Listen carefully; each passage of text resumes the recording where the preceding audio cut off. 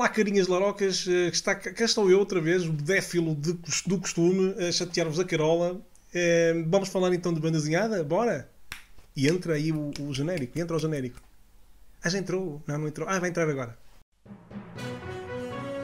Palavra de Jesus. Uma rubrica de banda desenhada e cultura pop, conduzida pelo próprio.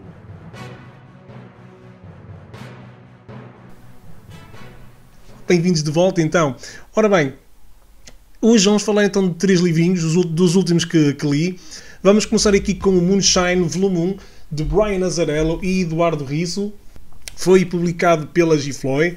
É um romance gráfico noir, com uma vertente paranormal, muito interessante.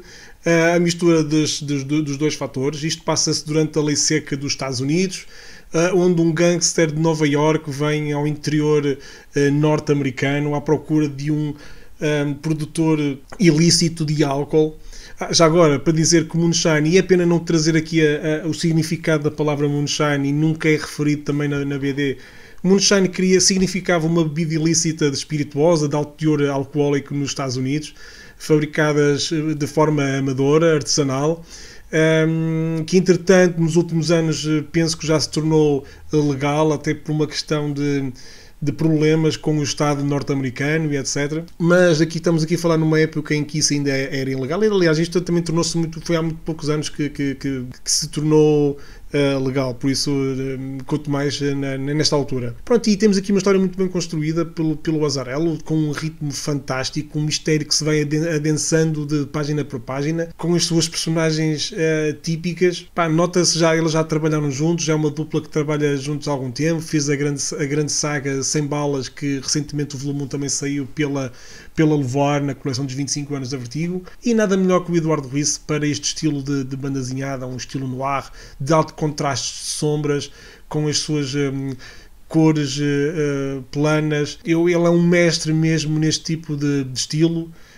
Para mim, ele e o Tim Sale, dentro do género, são os meus autores, os meus artistas favoritos. Adorei o livro, apesar de, no último terço da história, começar a aparecer muitas personagens novas e tornar-se um bocadinho confuso. Eu penso que ele, para fechar este primeiro ciclo, esta primeira temporada, que é mais ou menos assim que ele está a ser editado nos Estados Unidos, basicamente por temporadas, ele apressou um bocadinho aqui a história para poder caber tudo e calhar no final que ele desejava. E então acabou por acrescentar aqui umas personagens um bocadinho a martelo, torna-se um bocado confuso no final e não se percebe muito bem o que acontece no fim.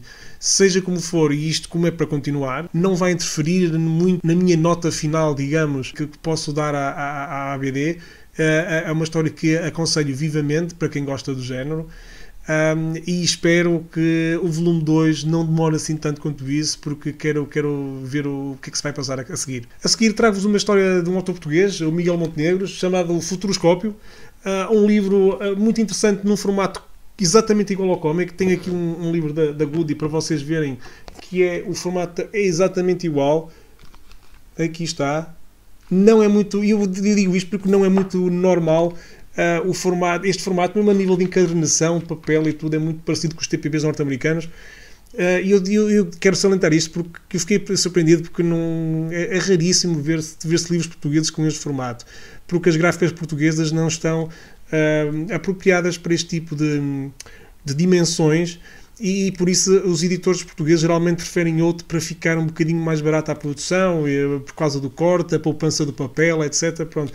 E achei muito interessante e curioso este formato. Falando mais sobre o conteúdo em si, a maior parte são histórias curtas compiladas que saíram na revista Bang da saída de emergência, mas tem algumas originais de propósito para o livro. Aqui o Miguel Montenegro também é um one-man show, ele faz tudo, escreve, desenha, pinta, balona, a legenda, tirando aqui algumas páginas que são feitas por alguns autores convidados, que, como as cores estão muito bem adaptadas também para cada um dos artistas, a passagem não é nada abrupta, é muito suave.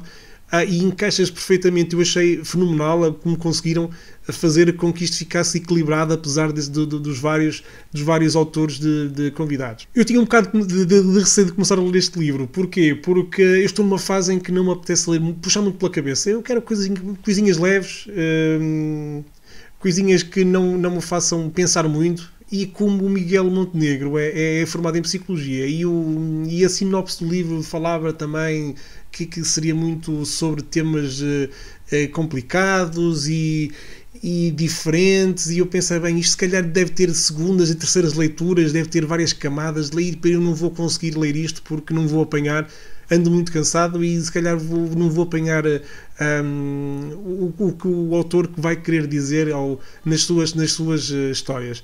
Mas não é o caso.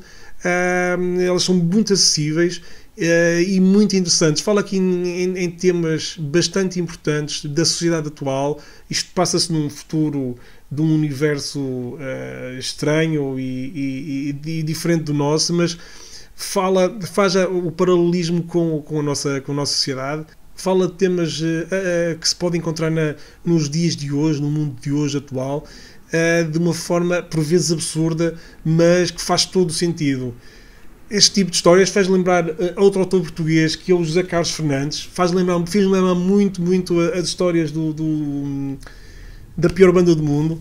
São estes livrinhos, para a malta mais nova que esteja aí a ver, provavelmente nem conhece este livro, ou estes livros. Estes fininhos já nem estão à venda, porque foram feitos já há uma porrada de anos. Estão esgotados, eles venderam muito bem, foi um sucesso. Foi pena o José Carlos Fernandes ter-se distanciado da banda desenhada.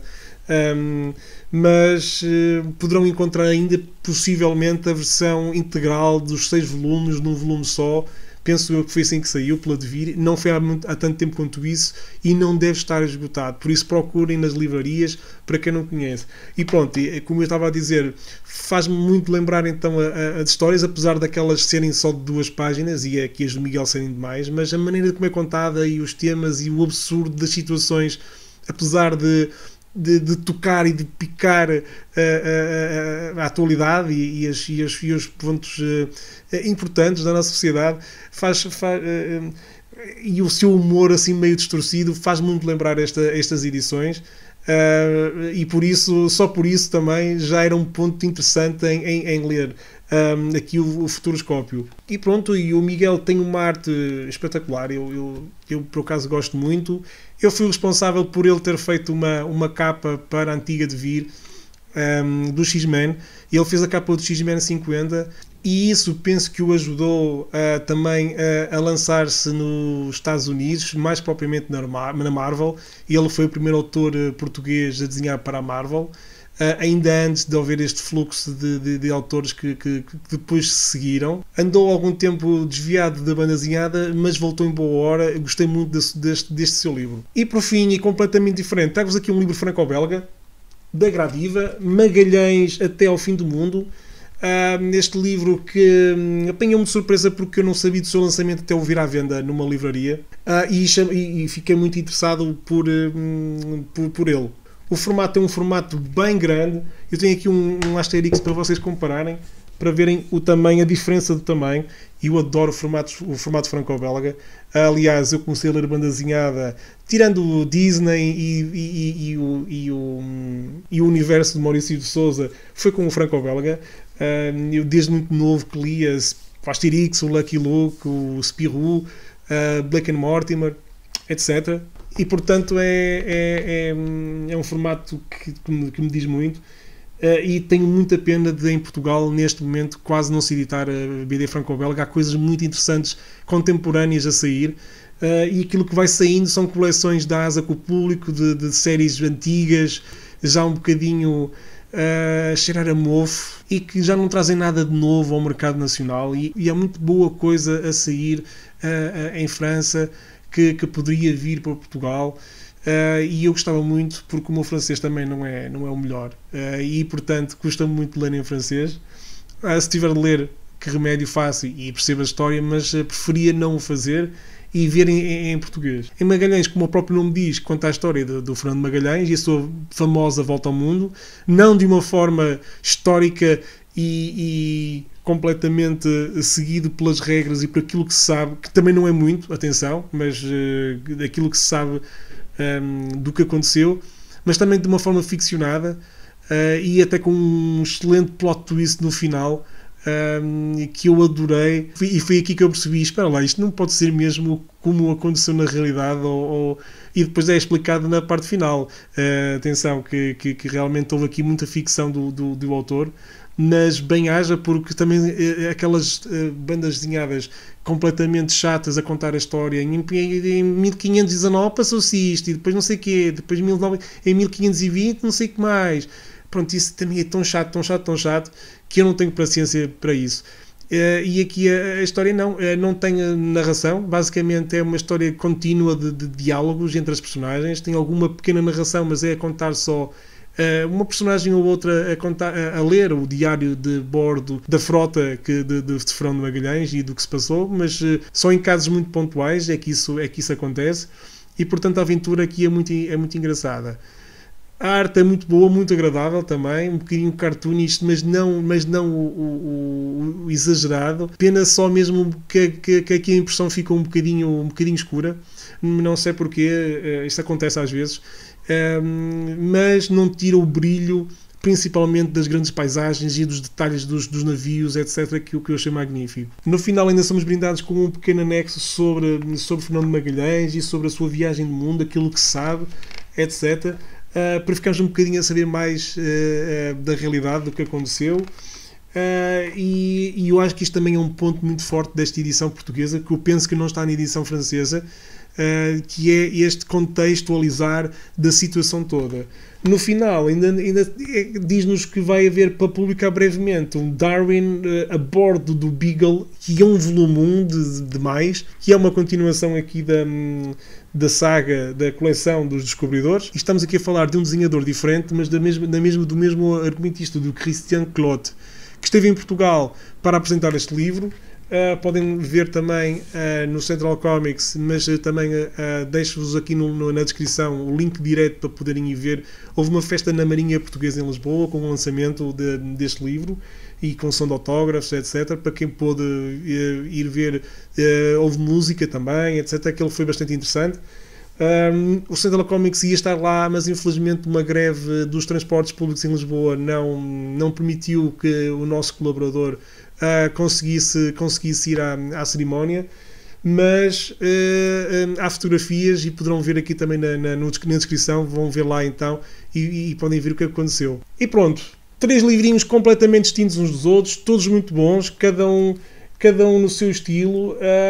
Espero que possam ler pelo menos um deles, se não os 3. Aconselho vivamente todos eles. Digam a vossa opinião, se já leram, se não leram, deixem o vosso comentário, o vosso gosto, partilhem o vídeo, que é muito importante para o canal, para o crescimento do canal, etc. Neste momento que estou a gravar este vídeo, chegamos aos 2000 subscritores, o que eu agradeço imenso. 2000 é uma marca que nunca pensei conseguir.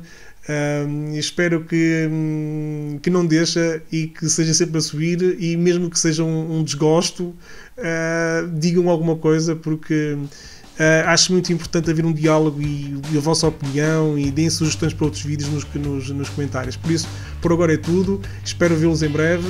Está tudo dito.